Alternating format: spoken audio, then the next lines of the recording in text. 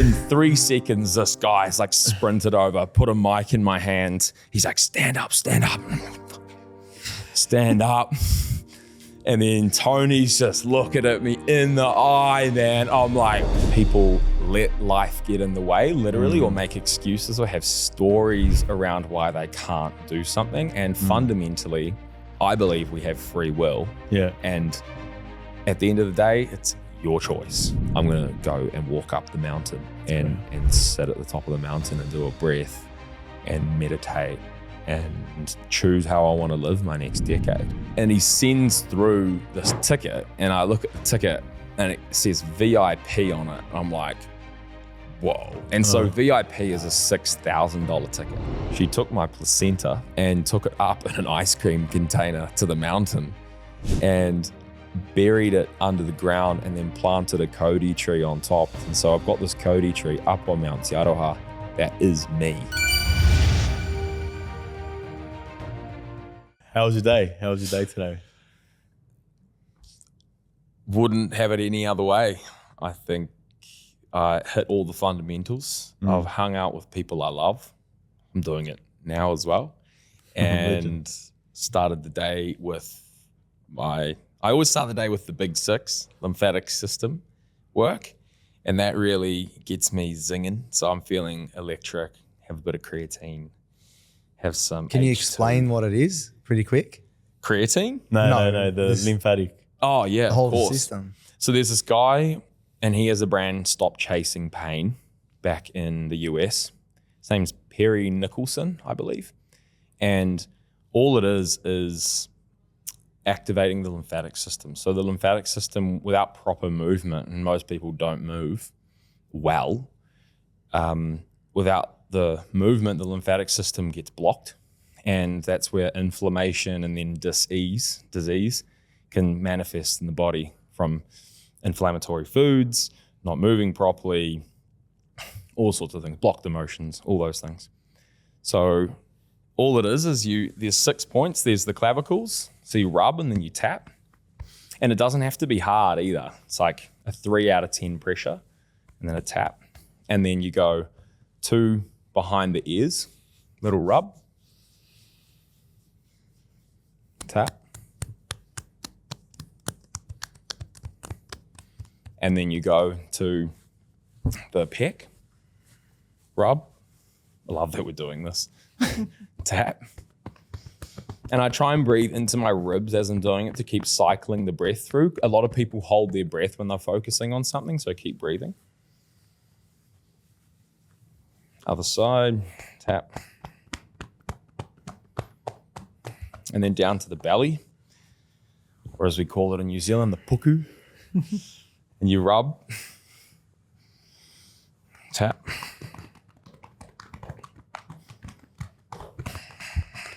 It's a bit hard on the couch, but you do the groin. Yeah. And I say, when you're doing it, Found my fly undone. when people are on their balconies and people can see them, you look people directly in the eye when you're doing this one. Tap. And then you go behind the knees. And usually you're standing, because everything needs to drain. But I'm going to start doing that in the mornings. yeah, like super easy, Super quick, yeah. super effective. And then after that, I'll do a little bit of breath of fire. I don't know if this is going to hurt the microphone or not, but in and out of the nose, all good. In and out of the nose, in the belly, it's like a furnace. Do it.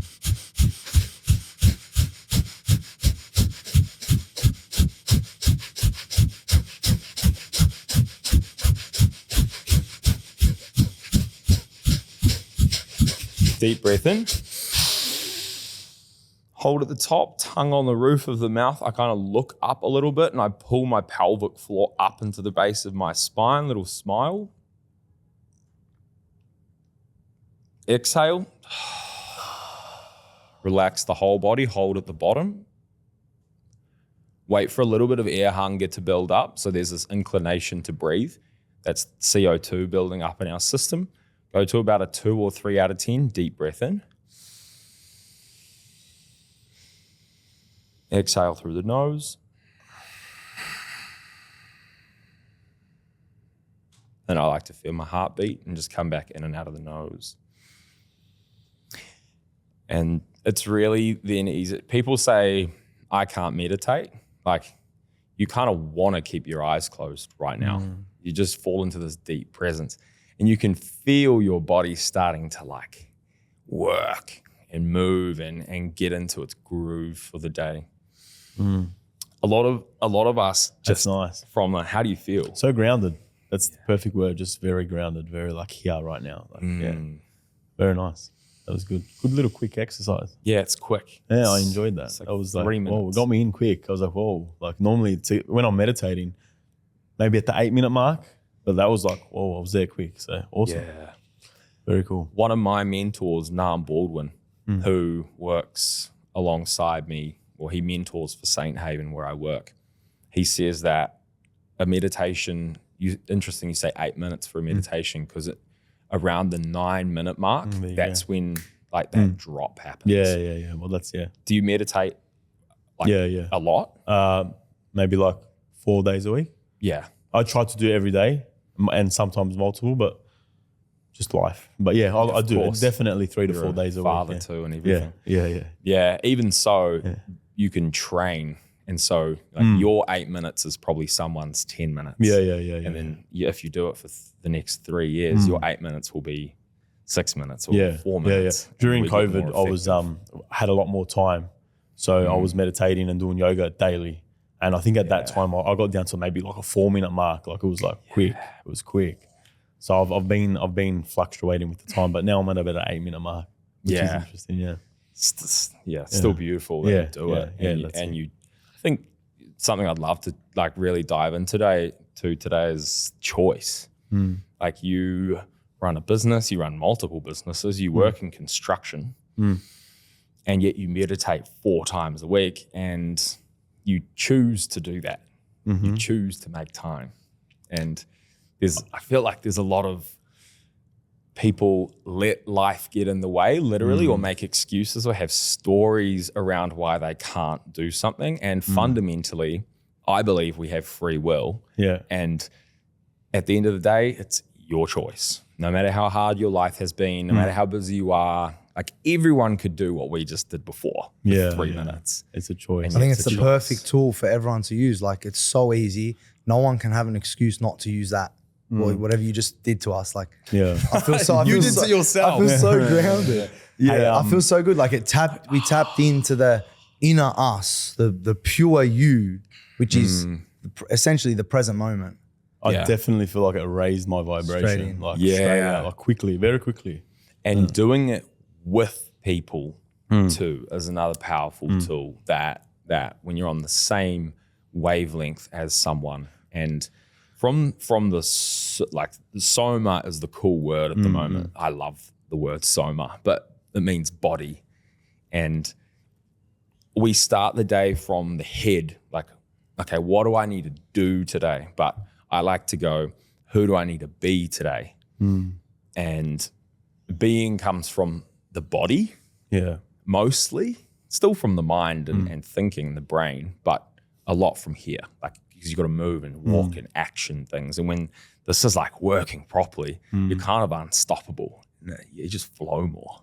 Yeah. What gets your body into that state where you're flowing more? Like what gives you that? What we just did, the big 6, breath work, breathing properly, and knowing how to do it too, and being able to shift and still being strong in, what you're about, I guess, but also with the breath in particular, being able to use the spectrum of it. When I teach people breathing patterns, it's like there's this spectrum of complete calm with the parasympathetic nervous system fully activated. Your vagal tone is super high. So that highway of that nerve from the brain to the body is like, I got your back, bro. Whereas most people, like, they don't activate it, so it's not working that well. And so there's that really like gentle breath. Another breath that the beautiful Nam Baldwin has sort of taught me a a variation of is the physiological sigh, which was popularized by Andrew Huberman on his podcast. And the original one is like so. So it's a deep breath in up into the chest, and then a really sharp one up into your head. So it's like 2 breaths in one. So it's like so. And then sigh long out the mouth.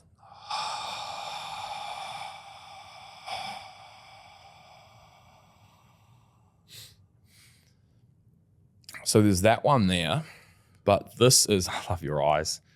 You're like, yo. But this one here is same thing, but imagine you've got this pyramid in your body. And so you're breathing wide and low, and then it sort of slowly starts to point up into the middle of the chest. So this one looks like this. So that second one is all done through the nose. So I'll talk you through it. So take a breath out through your mouth. All in through the nose, breathe into the belly. Widen the ribs, up into the chest. Out through the nose, let it go. Soften the whole body. Pause at the bottom and hold. Hold at the bottom until you get this first whisper of the need to breathe, and then go back into that same breathing pattern. So the reason there's a little pause at the bottom is we want a slight stimulation from the body. So we're listening to the body, but we're also building up a tiny bit of CO2 in the system. And the CO2, you feel that as well? I was going to say, the minute I hold my breath, I get to the point where I'm holding, I'm not feeling, and then I get to the point where I know when to move on because I can feel my heart, my whole body pulses. Like, I think it's like your body asking for CO2, but I feel like that pulse. I go, my heart, like when you're just standing and sitting here without consciously breathing, you don't feel your heartbeat. You know, kind of just like, it's just beating, doing its thing. But when I'm holding the breath, it gets to the point where like my whole body starts to pulsate with my heart. And that's when I know to, which is cool, interesting. I've never been conscious of like that movement, but I feel like, okay, I'm holding. Oh, pulse starts to happen. My body starts to pulse, which is, I've never really like consciously, and anyone listening, just like try these things out. Like these are cool. Totally. Cool little exercises. Totally. Yeah. So what's happening at the base of that breath when you pause?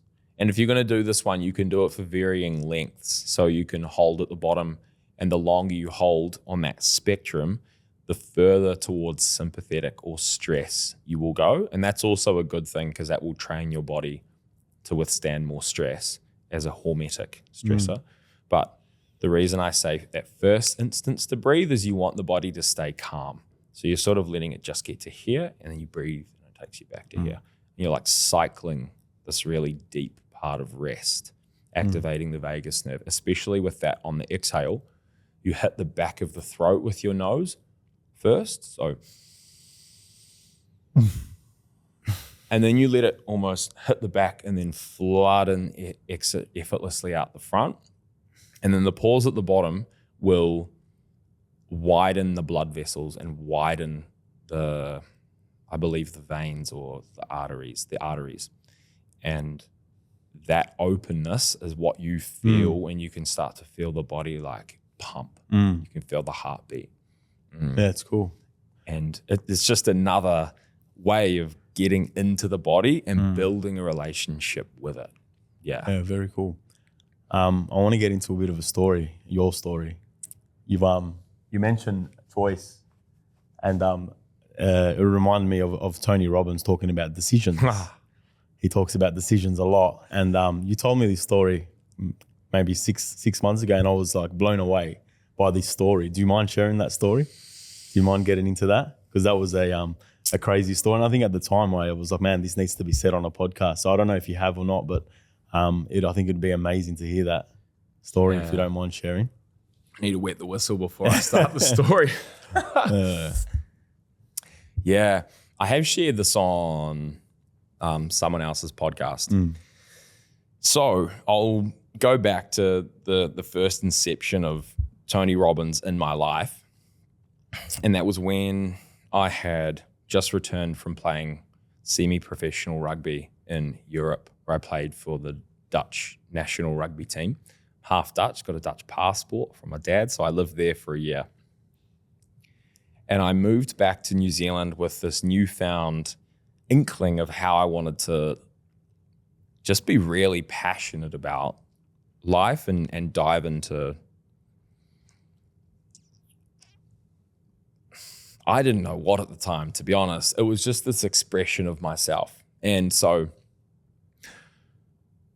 I'm at my cousin's, living at my cousin's, not paying rent. They were, so kind to have me down there. And I was didn't have a job either. Came back, didn't have a job, had just moved cities. COVID had just happened. And Tony Robbins put this free course out online. It was Unleash the Power Within. Have either of you been to one of them? Yeah, I did the course. I did the same online one once. Cool. And on there, it was, I think, 4 or 5 days where I had to get up and I would watch it live. So it was about 4 a.m. my time.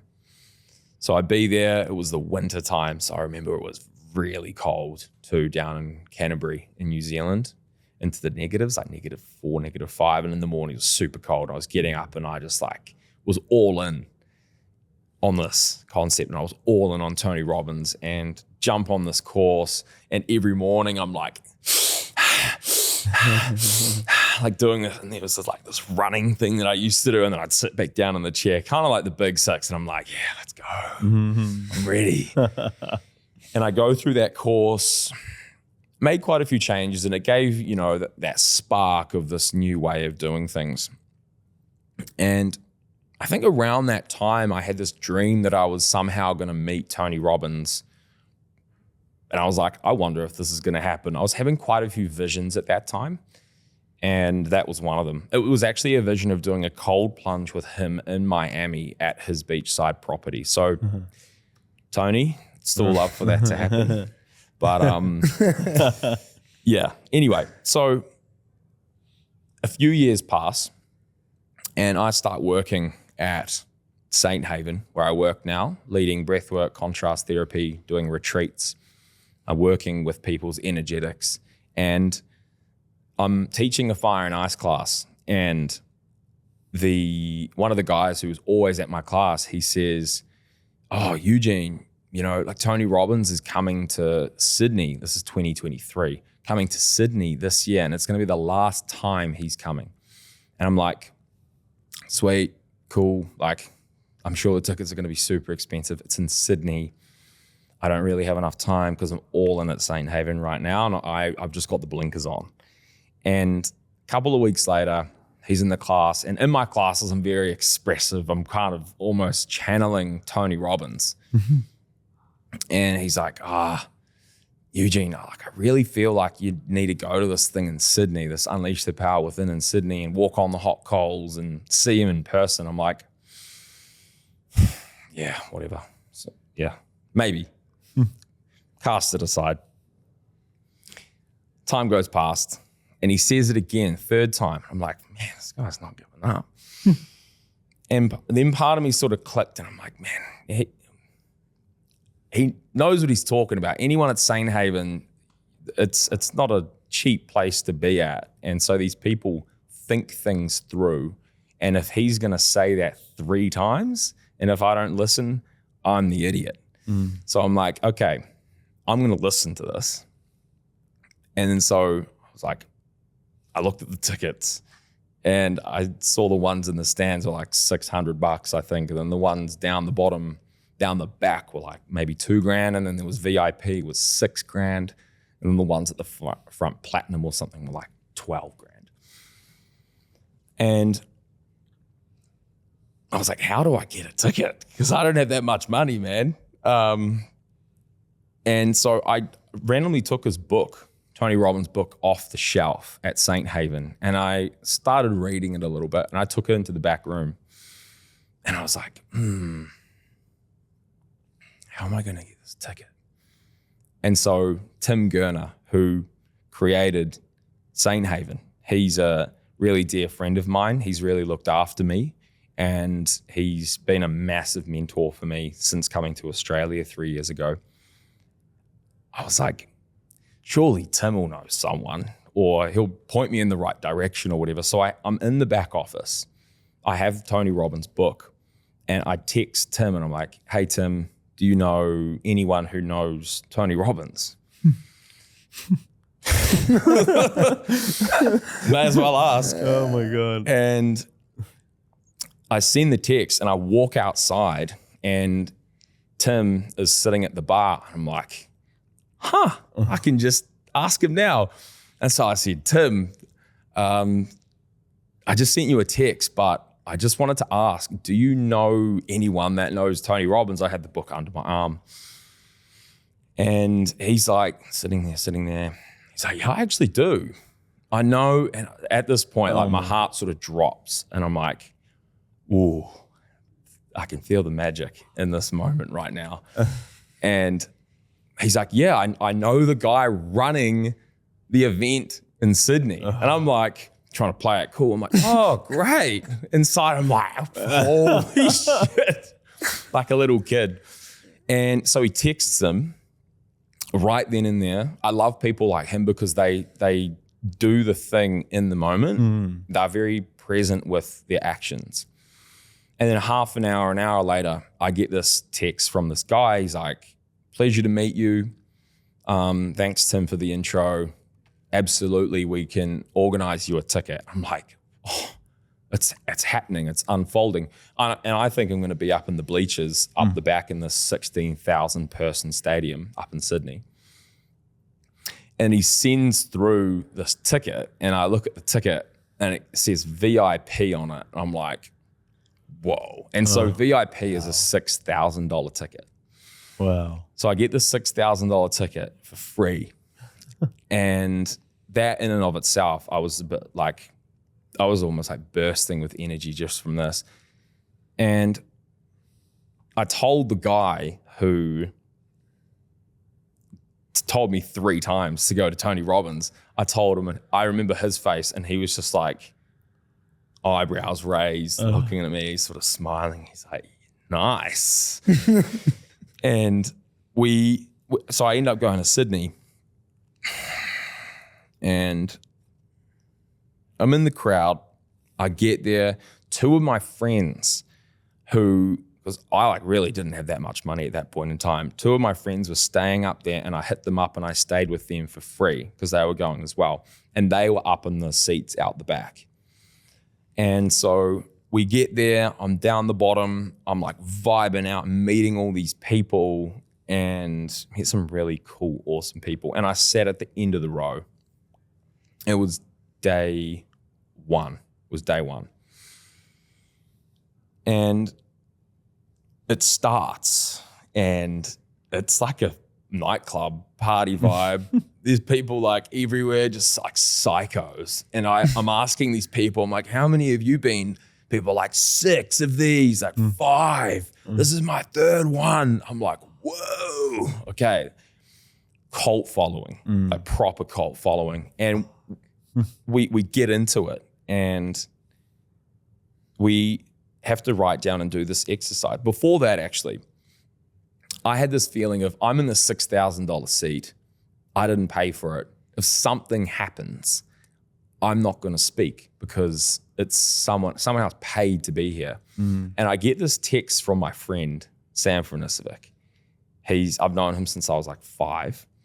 He's like, bro, I know you're at Tony Robbins and I just want you to know that whatever you do today, go first. Love that. And I love that. Yeah. I'm like, oh man, there's too many synchronicities here. I'm like, I'm going to listen to this. I'm going to trust this.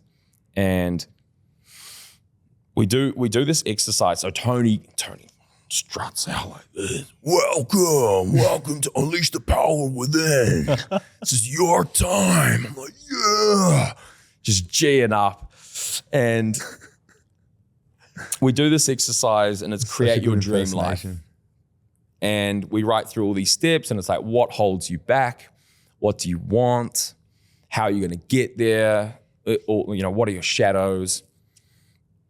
And then he's like, all right, now we're gonna get people to share on this extremely valuable piece in today's session.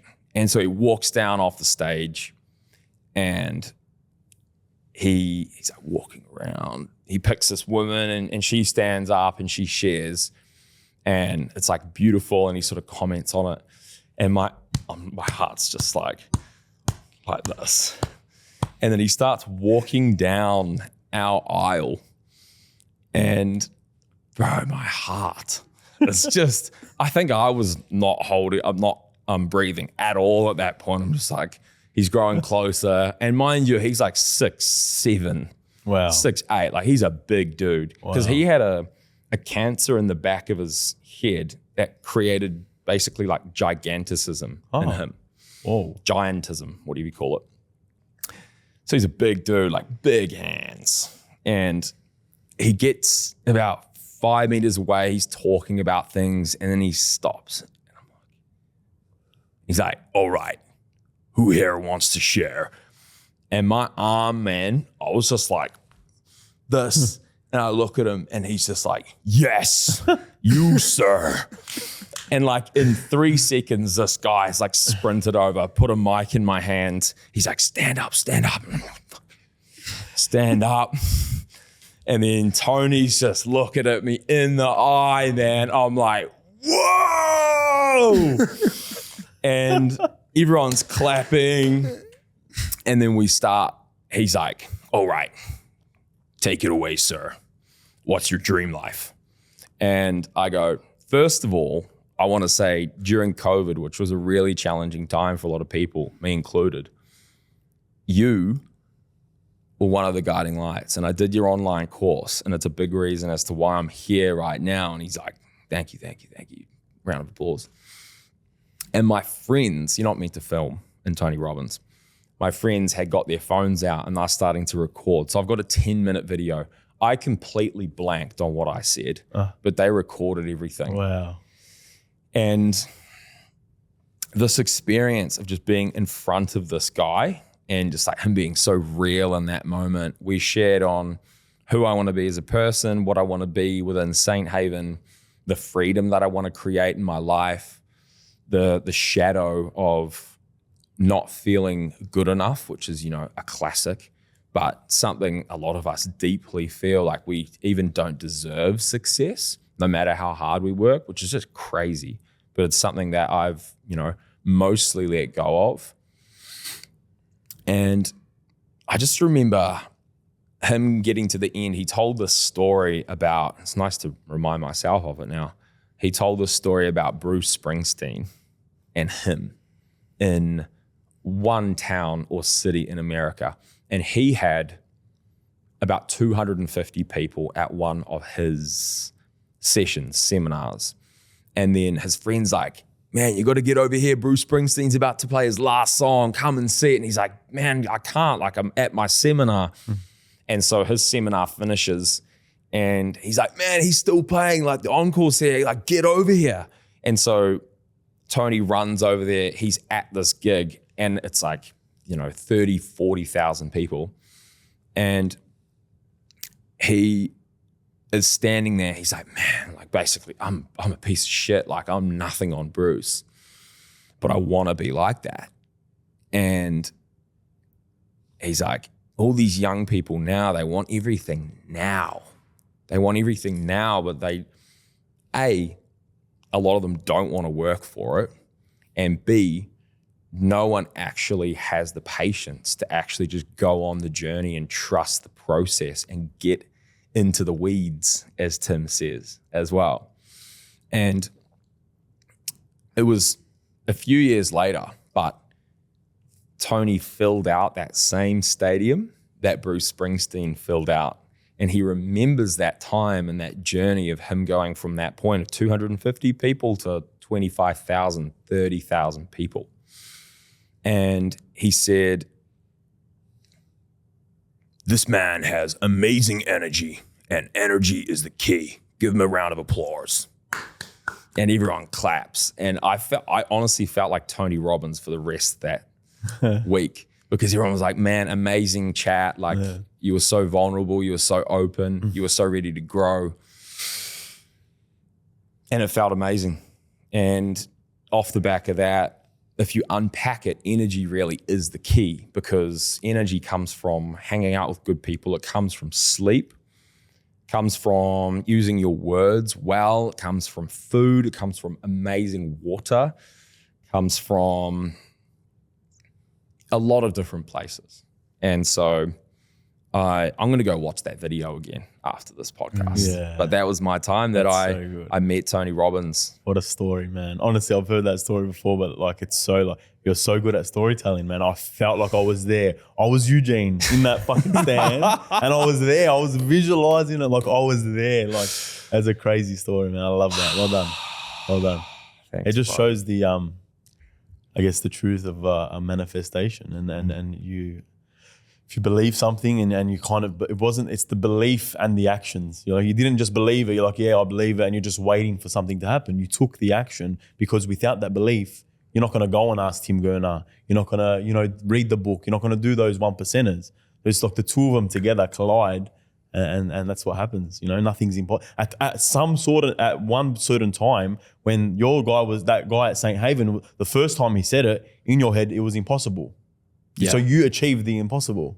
It just goes to show nothing is impossible. At one given time in your head, you're like, yeah, it's good. I don't have $6,000. I'm in Melbourne. I'm not in Sydney. All these things, but it turned out you achieved the impossible because you believe.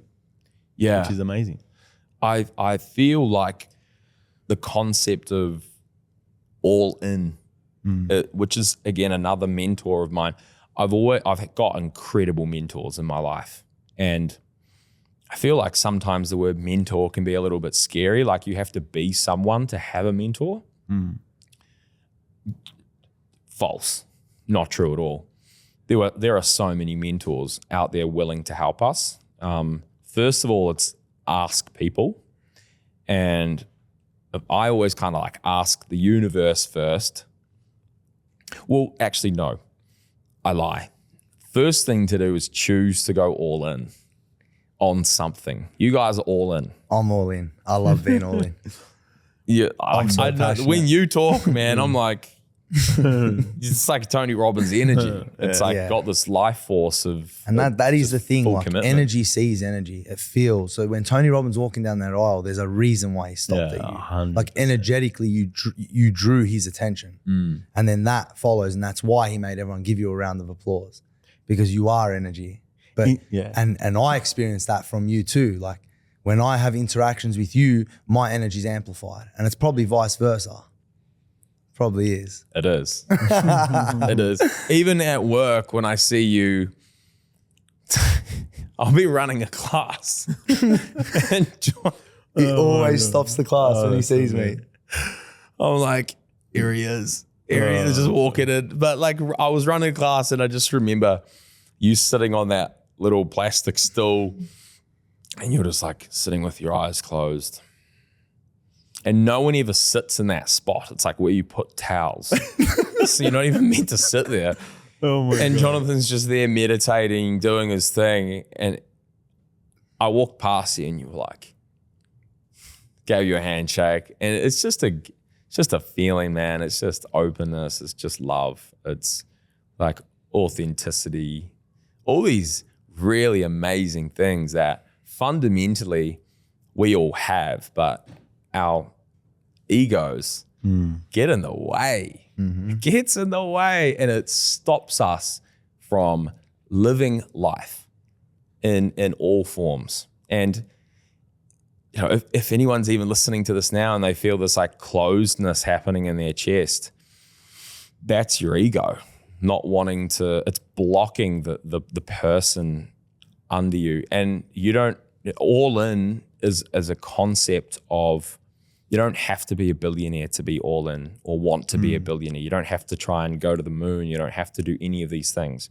But you want to do everything to the max, and you want to get into the nitty gritty of everything, and you want to find out who you really are underneath all of those little parts there. And so I think people like you, Jonathan, enable other people to go all in and feel safe or willing or understood, and that part of themselves that, you know, they question, is this the right way to go? Because it goes against the grain of you know, everything that we're taught through all the different levels of education and right ways to live life. So something me and Jonathan have been delving into lately, and I think this describes him, and I've even told him I found motivation from him doing this, and it's been the mantra for the last maybe 6 to 8 weeks. It's just being the truest expression of yourself. And he lives that. He always has. Like, and I hear it's not I think we just figured it out recently consciously that he does it, but he's always just been that. Just the truest expression of himself. There's no fluff. He doesn't give a fuck what anyone thinks. He's just always just been Jonathan. And I think that's the problem with everyone. Everyone's always trying to be something else, someone else. But he's perfected it from a young age, just being the truest expression of himself. And it's beautiful. And everyone that knows him and everyone around him see it. And it's a wonderful thing. And it's a wonderful to be a part of. This is an insane feeling, man. This podcast just became all about me. Thank you, guys. But I lead by example, and I'm a code breaker, and I give people faith that you can break the code, and it's not a big deal. Because yes, I don't really give I care about what matters, and that's the thing. Like going all in, I think the way I can lead by example for going all in is because I'm going all in on all aspects of my life, and the pillars of life are so important, because if you're putting too much energy in one, it means you're lacking somewhere else. So if your only goal is money, then you're putting all your focus on money and you're slacking off in other pillars, pivotal pillars in your life. Yeah. So because I do that, I'm not doing much. I'm just putting effort into every pillar of life, you know? And that allows me to just be okay with everything that's going on in the moment. Whatever's going on, I just know that it's all good, you know? And it's not something that you're not gonna always feel like that either, you know? But you pivot back so quick because you're tuned in and your pillars are set up. Everything's well nurtured. Your finances, yes, but also your health, also your relationships. And relationships is a big one because there's so much to relationships. It's human interactions every single day, you know, and it takes a self-awareness, especially with relationships. You need a self-awareness to know how you're treating people, and then look back on it and then change and strive for better. Yeah. I received this email from someone. I sent it to you. And it talks about I don't know if you've read it. He read it to me. I read it to Paul. He read it to me, yeah. Okay. What do you think? Yeah, if it was a while ago, as in it wasn't that long ago, but I can't, if you want to get into it, I can't fully remember. Yeah, it's all right. Yeah.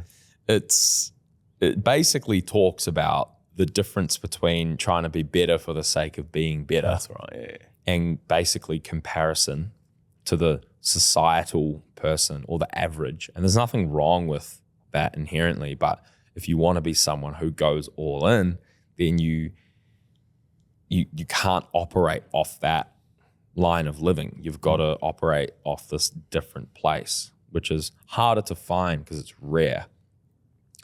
And it's the concept of, instead of trying to be better, it's going all in on yourself and dropping comparison out of, you know, your frame of thought. And a lot of what we do is comparison. It's you want to meet and exceed society's expectations of you for what you have so that you can be loved. A lot of it comes back to your ego, so that you can be appreciated, so that people can send you love, so that you know you're doing a good job.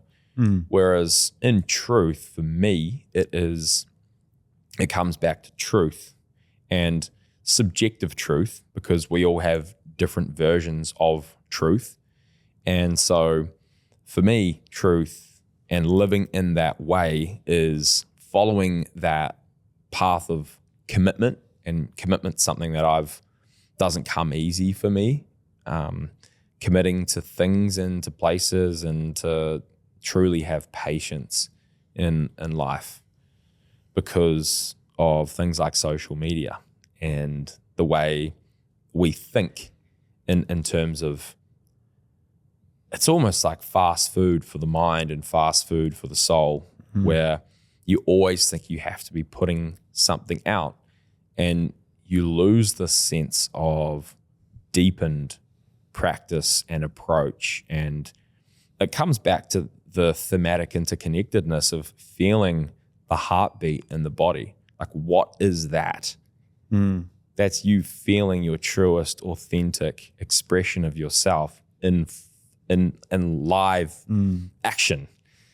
And then if you were to pull that apart, that essence of the heartbeat, what is that? There is a beating, there's an action, and then there's a pulling back. There's space, there's reflection, there's contemplation, and then there's action and there's movement again.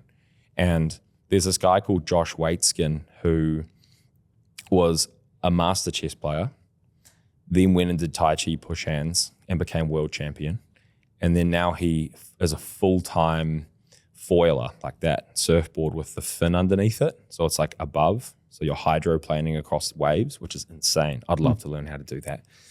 And he speaks about thematic interconnectedness, which sounds real fancy, but it's basically everywhere across your life, if you pay attention to the details, if you really pay attention to the details, there will be parts of the heartbeat and the pause that can extrapolate into how life is lived. Now, if you look at someone who's stressed, their heartbeat will be faster. So their whole system, holistic health, their whole system is now operating at a faster level. So on that spectrum, like everything's connected. On that spectrum, they're more up the send, they're more sympathetic. Whereas if someone goes all in on being their full, authentic, holistic, health-orientated self, you'll do more work and you'll spend more time down here in the parasympathetic. And so you will have more space, you will have more capacity for better ideas to come through, and you'll be able to enjoy it and embody those pillars better rather than just focusing on one thing. So there's themes across life that if you step back, you can always find them. Yeah. I feel like there's obviously so many pillars to life and living, and I feel like a lot of people are so focused on the destination they forget to enjoy the journey. The journey is everything. The destination, once you're there, let's just say you've got a destination, that changes to the next once you're there. It's like you're always chasing. I feel like once you learn to just slow down, enjoy today, know that it might not come tomorrow, know that this is everything right here, right now is everything, and understand that like you need to enjoy today, stop focusing on the future, because focusing on the future, that's anxiety. You know, thinking about the past is depression. Just be right here, right now. And I think that's the most important thing in life, is to just enjoy your life and gratitude and perspective. Like if I offered you, you've probably heard this 1,000 times, if I offered you $1 billion right now, you'd be joyful, you'd be so happy. But if I offered you $1 billion right now and say you can't see for the rest of your life, you wouldn't take the $1 billion. You were blind. So what you're waking up in the morning is more important than the $1 billion, because you have eyesight. So you already have $1 billion. That is the $1 billion, but because it's more important. So you're waking up every single day with something that's more important than $1 billion. Be grateful. You know, every single day you got 2 eyes, you got 2 legs, you got 2 arms. Like they're the important things in life. But we're so focused on this fake object that, and Jonathan says all the time, I don't give a fuck about the money. It's not about the money. It's about enjoying the life experience. When we I've heard you say that multiple times. You said that on a call earlier today. And it's so beautiful because I'm on that journey and it's just like, enjoy the life. Like the money is nothing. It's just a piece of paper. It doesn't even exist. The life is everything. Enjoying day to day. Like, and we embody that. We live a beautiful life. We're always like doing things and we're passionate about what we do and we love what we do. Like it's so important to just enjoy your life. I can't stress it enough, and stop worrying about a destination that's never going to happen. Yeah. And ultimately the present moment is the 4K resolution movie that we're constantly watching that's just right in front of us right 8K. now. Yeah, it's 8K. It's even better. I don't even know what it is. It's like the quality of this movie is phenomenal. And the quality of your movie decreases as your ego holds you back. So I even find that like when I'm feeling tense and I'm not being my truest authentic self, my eyesight gets, that little bit less clear. It's crazy. Yeah. But that's the whole point. Like we're watching a 4K movie 24/7 and you use the money to increase the quality of the movie, to give you experiences, to give you better meals or whatever it is. Like, but the goal can't be the money. And these days we're all ingrained through subconscious our subconscious rendering is ingrained to focus on the money. And it's done through radio stations, TV channels, all this stuff. Like it's all there to everything's there to make us think that money is the mission, and it really isn't. The mission is to just be the truest expression of yourself and enjoy the movie. That's it. For sure. You mentioned ego. What is your take on ego? Because for me, if it's used as a tool, and everything consciously, doing everything consciously, I feel like if you consciously use your ego as a tool, it can be powerful. But don't let your ego lead you. You lead your ego. So you use it for your advantage. I feel like capturing that will make you a stronger person. So not always letting your ego take care of everything for you. You take care of your ego and use it as a tool. And then it becomes powerful. If you can capture that and know when to use it, when not to use it, it's a beautiful tool. Do you have the same perspective? I do. Yeah. I think the mind and the ego are like twins. And if you don't look after the mind, then it will not look after you, or it will start to control you. And then also with the ego, I think it's given a bad name because we will say, oh, that person has an ego. Everyone has an ego. So that's one of the dumbest things you can say. Yeah, that person has an ego. It's like, yeah, true. He's a human. Now what? Exactly. Yeah. It's when you attach the ego to the soul and you start to believe that the ego is you. It's a part of us. And when harnessed, it's a weapon. And it can really push you and give you, coming back to energy, it gives you a lot of energy. But when the ego is attuned to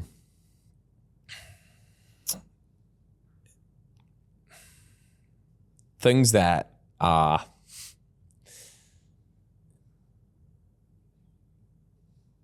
really in service of yourself and no one else, and coming back to comparison, so it's working off this system of you're working for other people, but you think you're working to serve yourself, which is ironic. That's when you run into problems. And I believe it blinds you too from what's truly important. And it doesn't allow us to see, I think, being in touch with your inner child is really important. I think having children really helps that. But using all parts of self. So there's the ego, there's the mind, there's the soul, there's the body, there's the brain, there's the quantum self, which interacts with other people. There's God, there's universe. There's so many different energies that you can really plug into. And it's, again, focusing too much on one thing. And a lot of people just fuel this one thing, and so it starves everything else. It starves the soul, it starves the spirit, it starves your connection to the divine, if you believe in that. And it starves your connection to other people. So that's my thoughts on the ego. Allow it to be there, because it is there, but use it as a servant rather than be a slave to it. Yeah, that's exactly right. That's exactly right. When it's used in the bad way, it then leads to like jealousy. It leads to Yeah. hatred, envy, and they're low vibrational things. Yeah. You know? So if you use it as a tool, it can help raise your vibration as opposed to lower. 100%. Yeah. Yeah, sometimes as a male as well, it's good to rage, you know, like, and to feel those emotions too, you know? Yeah. for So sure. important. Yeah, Yeah. it really is. It's been suppressed by society to do that, and you know, I feel like it's an important part of masculinity. I feel like it's you know, been trying to take off us, but it's an important part of our lives. It's who we are. And it's too bad to suppress it. And I think it comes out, you know, it's talking about men doing stupid shit or abusing people or doing all the bad things that men can do sometimes. I truly believe that it's all energy, but it's just been put into a way that is toxic or harming people basically, and harming themselves because that energy hasn't been channeled into a really powerful avenue. That's why I think, you know, the military is so good for people because they get to go. I was watching this YouTube video on the French Foreign Legion, and in the French Foreign Legion, anyone in the world can join it. Often it's French speaking people. So a lot of like people that have been to prison in France who can't get a job, who their life's basically fucked, they go and train for the French Foreign Legion. And after 4 years or 5 years of serving, if you don't die, doing a mission somewhere in the world, they're the highest level of soldiers in the world, like the SAS. Yeah, wow.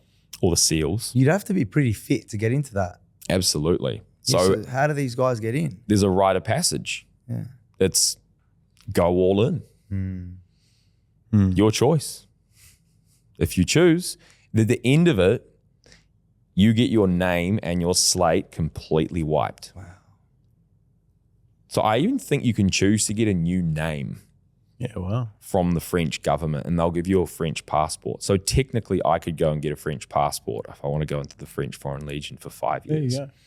But they're all over the world doing crazy missions. Yeah. And so if there's anyone in Australia that thinks their life's cooked, go over there and drop in. But I've never heard of that. That's a cool reset for some people though. Yeah. That could be. And it's another form of a rite of passage.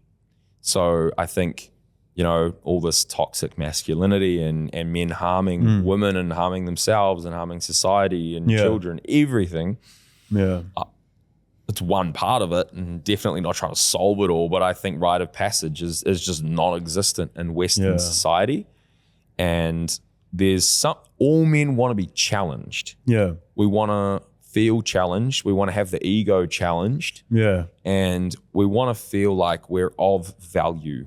I want to feel like I'm of value to my partner, and like I'm making her life more fun, easier, more fulfilling, all the things.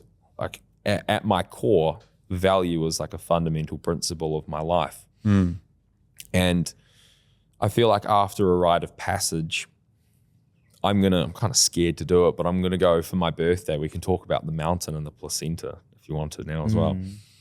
In November, I'm going to turn 30. And, you know, 30 is a big year. It's the beginning of quite a formative or transcendent decade in our lives. I think they're all important, but so I wanted to do something that was scary and going to challenge me. So I'm going to go up to my mountain in New Zealand and do a 5-day fast, stay on the mountain. What's your mountain? Sorry, what's the mountain in New Zealand? It's called Mount Te Aroha. Oh, nice. Which means the mountain of love. Wow. So the vibration of this mountain is just insane. Yeah, wow. And my uncle and auntie own some land up on the mountain because my great-great-grandfather, Mokinaho, was the Māori chief in that region. And he was a weapon back in the day. Like, he would have people come. He was a healer.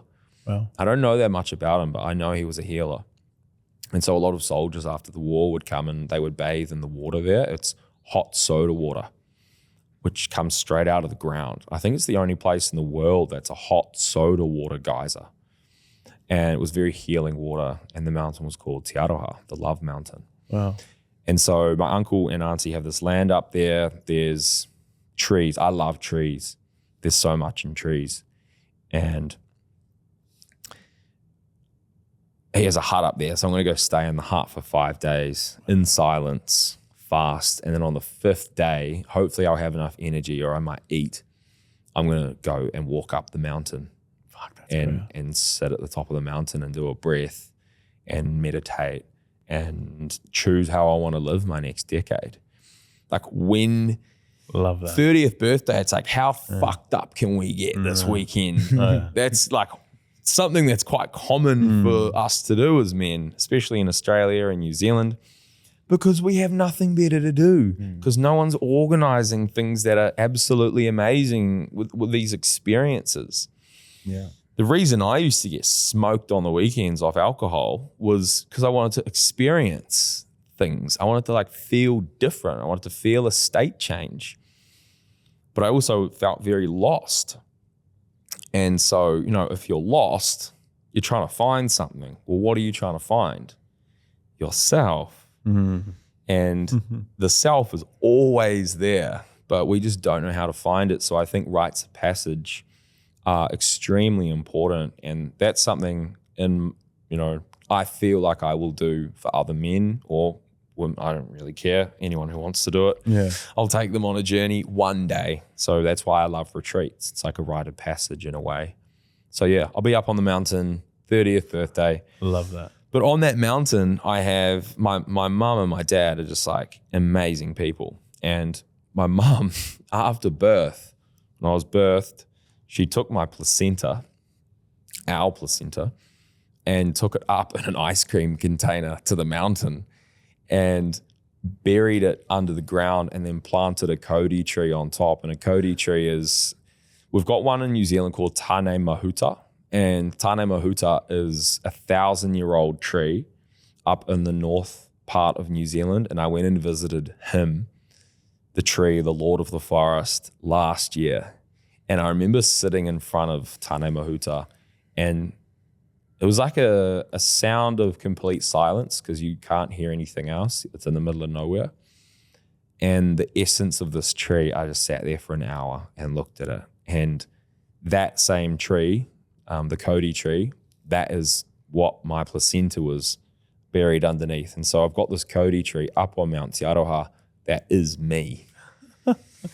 And so every year I go back and hang out with it. That's too. so cool. So how big's this tree now? It's they grow quite slower and then they kind of go bang and shoot, but it would probably be that wide and probably 5 meters tall. Wow. So yeah, it's so cool. Beautiful. It's epic. My dead dog's buried next to it too. Yeah. Wow. So it's like a family. I want to get buried next to it when I die. Yeah, why so it's like a wouldn't you? full You cycle start and you end moment. there. Yeah, wow. That's a cool concept. I don't think I've ever heard of that. That's very cool. Yeah, after you shared that concept, I told my brother to do it with his baby's placenta, but he didn't end up doing it. Oh, okay. It's kind of weird. But I think it's a really I think it's cool cool. thing. I think it's beautiful. Cool, yeah. No, he do loved it. He loved it. Just it's like Oh, okay. We You're kind of don't like, really what do like- I do with this thing? yeah. You gotta Where do I put it? There you go. That's pretty cool. Yeah. Yeah, I think doing something with your child's placenta like could be pretty important. Like it's such a powerful thing for you to know you have this tree at the top of this mountain. You know where you want to be buried. Like it's just so deep. I love it. It's cool. so good, man. So good. I love that story.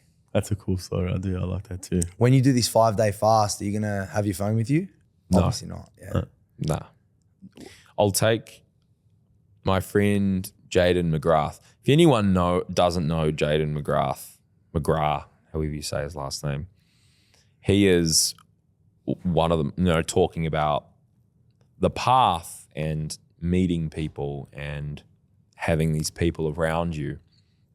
He's another, beautiful mirror of mine and one of my best friends. He is this incredible musician, and he does these sound baths where you'll lie down and he'll play probably like 10 different instruments One of them being the didgeridoo, and the vibration of this and the energy and his voice, and he like chants as well. He does them in Melbourne, so any of the listeners, they should definitely go check him out. Definitely. He does them at Saint Haven too. Cool. I think I've been to one. Yeah. Oh, wow. There you go. They're insane. And just the spread of his instruments, it's truly magical. I feel like it's this new wave of performance. But he gave me a flute, so I'm going to take that flute with me up the mountain and cool. play it up there every morning. And Are you going with him or just the flute? Just me. Just the and the flute. You and the flute. Yeah, I won't talk to anyone for 5 days. Yeah. I feel like you're going to come out of this more than what you even think. Like, as in, it'll be your biggest growth since birth. Yeah. Like, it'll actually be like insane. I feel like it's gonna, like, you're just gonna skyrocket into life, into this new. You're already an amazing, beautiful person, but I feel like it's just gonna amp you the fuck up. Like, and I can't wait to see you on the other side of it. That's such a good idea.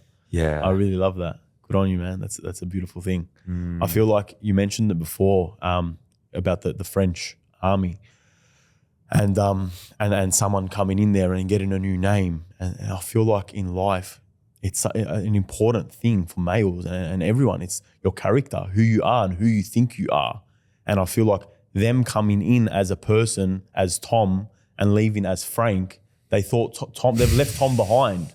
Now they're Frank and they have this new character. I'm now Frank. And that's why they can get their names wiped off, because they're going to be so ingrained with this new character that they're no longer the old person. But all that's happened is they think they're a new character. They think they're a new person. And I feel like your self-talk and what you think and say, like, when people love themselves, they're, this guy's up himself, he loves himself. Such an important thing. I feel like same as ego, there's this like ugly side of people thinking that they love themselves, but it's a beautiful thing to love yourself. You know, it's you got good self-talk if you love yourself, not in a bad egotistical way, but I feel like all these things are being made to be like a bad thing to love yourself. It's the best thing you can do is love yourself. And know your character. So I feel like, you know, as just keep that self-talk up and build this character that you love to be. I feel like it's so important. I feel like that's what the French have worked it out. They're like, you know, we can change your name because you're no longer that character. We're going to make you into a new, better character. Yeah. And I feel like that's probably what they're trying to do, which I think is pretty cool. This reminds me of something that happened this morning with one of my clients.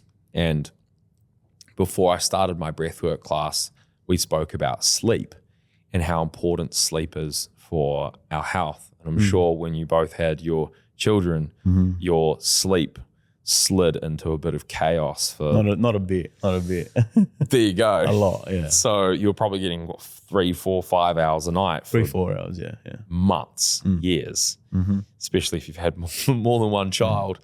And so this mother, maybe her children are like in their early 20s or late teens, and we were speaking about sleep and how her sleep has sucked for ages, and we unpacked a few different things. And so if I list them off, if people want to have better sleep, it would be temperature.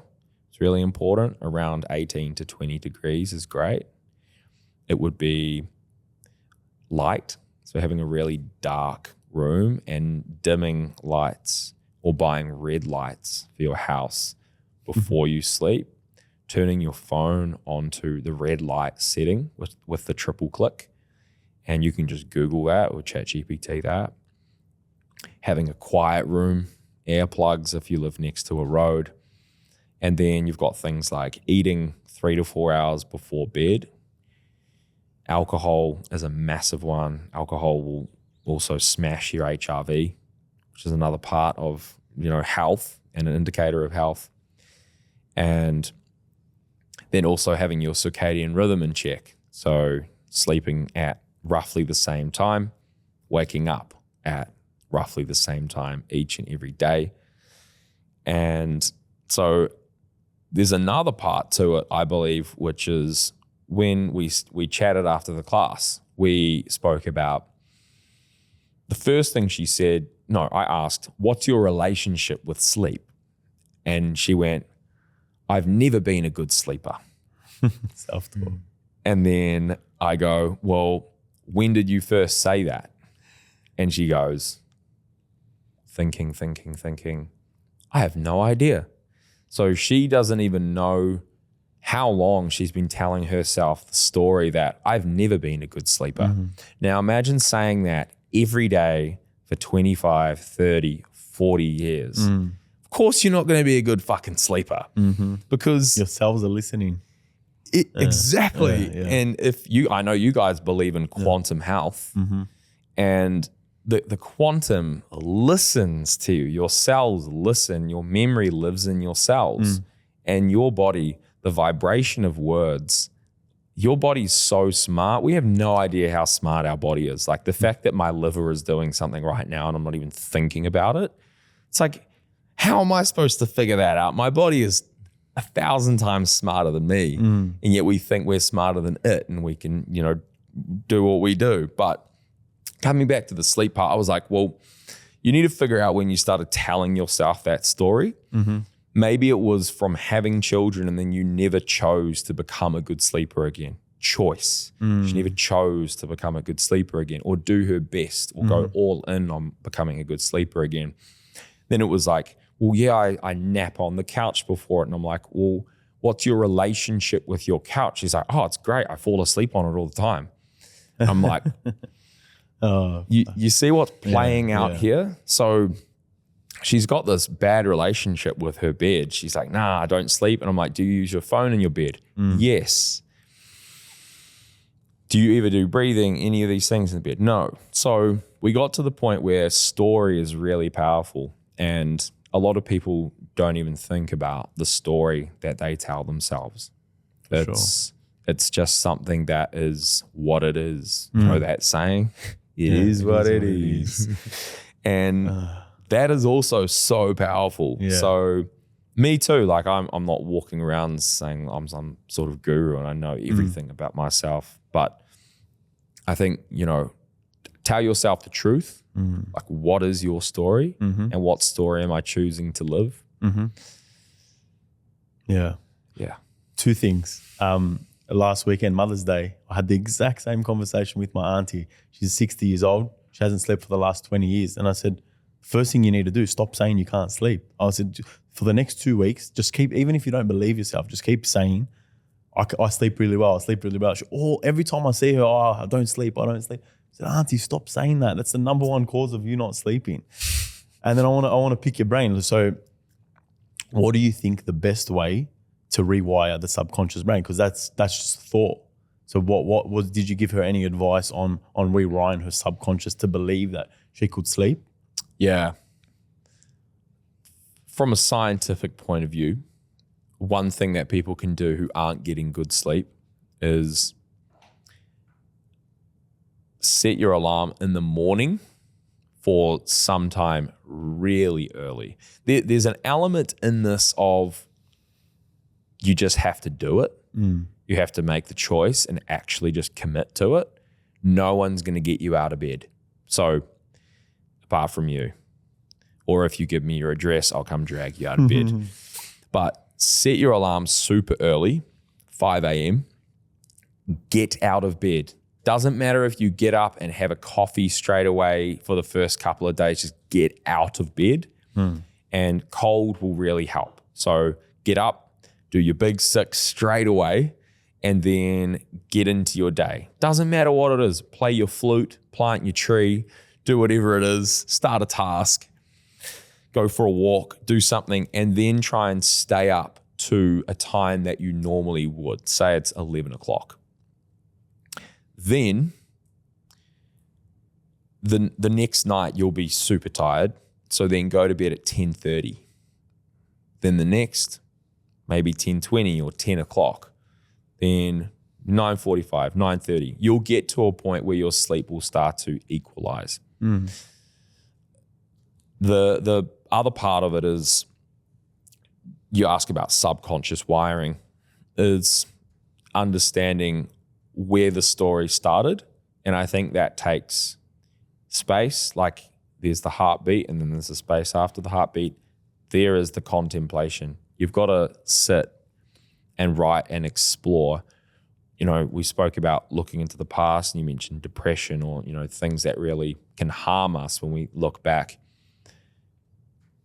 In this case, if you're not prepared to look back, then you're not going to uncover anything. You'll keep living out the same patterns. So it's a drop of the ego and realizing that it is okay to accept that you haven't had great sleep for a long period of time. Accept yourself in that moment, which is one of the most powerful things we can do. We're imperfect. And then try to figure out when it happened, or when you started telling yourself this rhetoric of sleep not being something that would just happen to you. When you said drop the ego, how do you drop the ego?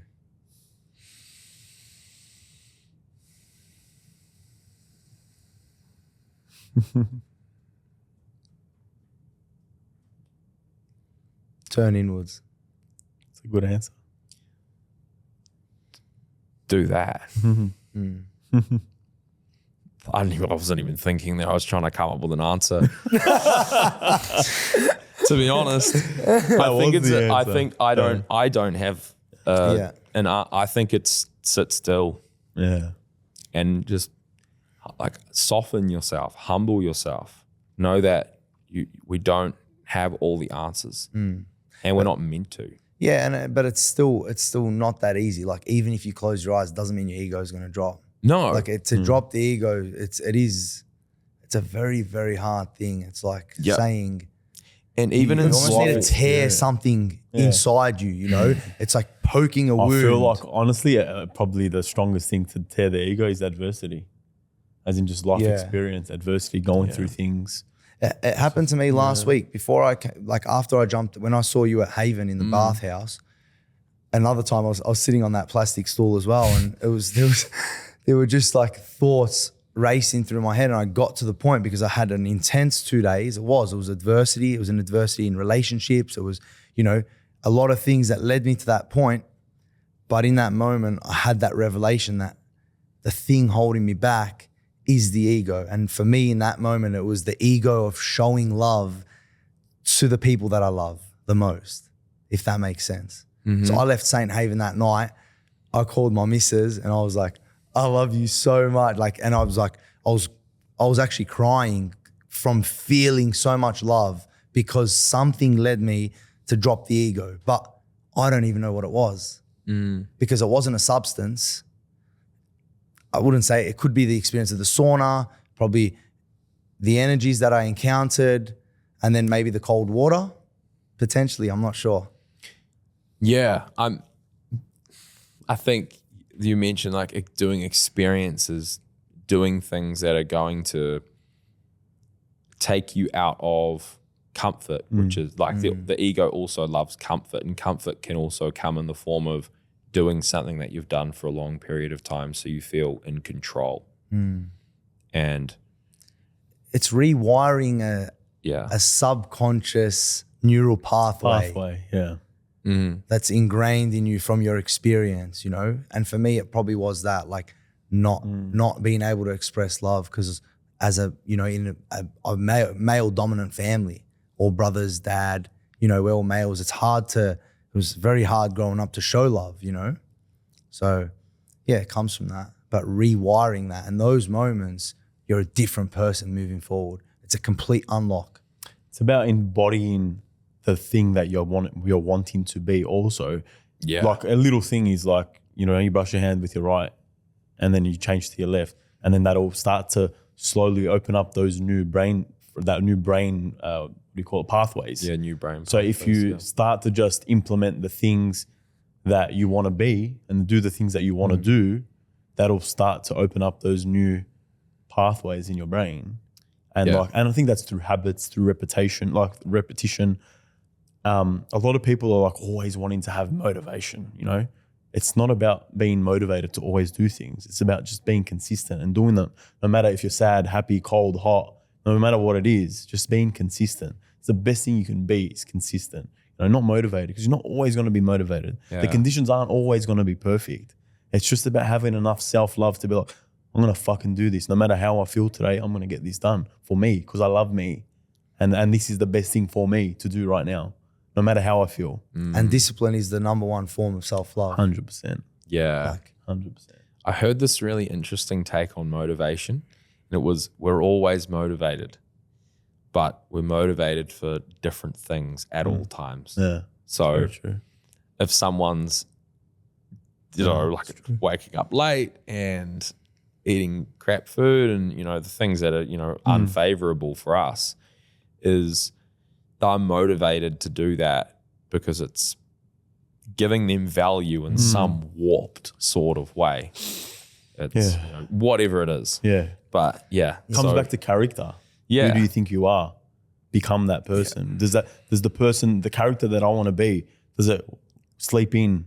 Does the character I want to be eat shit food? Does the character skip workouts, And about no, that character doesn't do that, embody. And look forward into like the person that you want to be, the future you, the better you. And like, does that person do these things? No, maybe me today or the past me did those things, but the person I want to be, he's over there, he's doing the things. I embody that before you even become that. In order to become that, you need to embody that future you, that better you, and just know, okay, like if I want to be that person, I need to get up early. I need to, whether it might not even be getting up early, but just waking up in the morning, doing all the right things, improving every day, 1%. Every day, just doing those better things and embodying that character that you want to be is crucial. Yeah, it's not about motivation. It's about discipline. Like it's a discipline to be able to do the thing, go all in on yourself, And it's not about the fear that you're feeling. It's about the courage that you can push through and get it done too. Because everything's going to be like, there's always fear ingrained as well. For sure. I think one powerful practice that I do use is around about sunset, when the sun's just setting, is I put an alarm on my phone and I will ask a question, just one question that I'll think of based on where my life is right now and what I'm focused on. And then the next day, the first thing in the morning I'll do my big 6, and then I will answer the question. And it will just be, again, like 2 to 3 minutes of almost scribbling on what the answer to that question is. So we speak about subconscious mind. Ask myself the question, sit with it, and then overnight it will be in my brain stewing. Love that. And there will be this output the next morning on a response and something to move forward with on that question. Because I think a lot of us, we want to be in a new place each day and we want to be moving toward this person. And sometimes we say we don't have the answers, or we don't know what the answers are, but we do know how to ask a question, and it can be super simple. Yeah. So questions to ourselves are super important. And one thing I was going to say at the start of the podcast was, if you've got someone above you who you're learning from, I've got a few people up there, someone who you're doing it with, you got that part done. And I also feel, asked too, energetically. And then also someone that you're going to bring up and teach and show the way. And so you've got someone to learn from, someone to do it with, and someone to pull up and show. Yeah, I think that's a really powerful way to look at becoming the mentor, but also to be receptive as a mentee and to share and go on the journey with someone. I love that. Like Frodo and Samwise. Thank you so much for your time. We're just out of time, but that was really good to hear some stories. And if you're keen, I would absolutely love to have you back after this 5-day retreat. I think you'd be in a very cool mindset, and I'd love to hear about that experience too if you're keen. But it was lovely to have you on, bro. Nice to connect. Unreal. I have a lot of love for you, Eugene. Thank you. Keep doing what you do. The energy that you spread to people is just like phenomenal. Thanks, brother. Lots of love, man. Lots of love to you boys too. Thanks for coming on. Podcast goes Thanks for sharing your time with us. Thank you, brother. Thank you. Namaste. God bless, brother. Namaste.